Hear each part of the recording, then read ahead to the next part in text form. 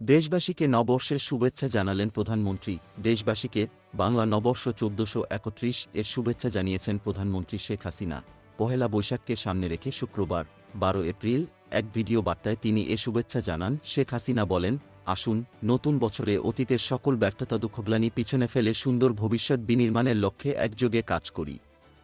দেশবাসীর উদ্দেশ্যে তিনি আরও বলেন, বর্ষ পরিক্রমায় আবারও আমাদের মাঝে ফিরে এসেছে নতুন বছর।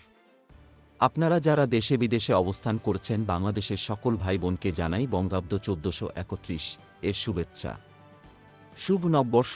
কবি সুফিয়া কামালের ভাষায় উচ্চারণ করে প্রধানমন্ত্রী বলেন, পুরাতন গত হোক, যবনিকা করি উন্মোচন, তুমি এসো হে নবীন, হে বৈশাখ।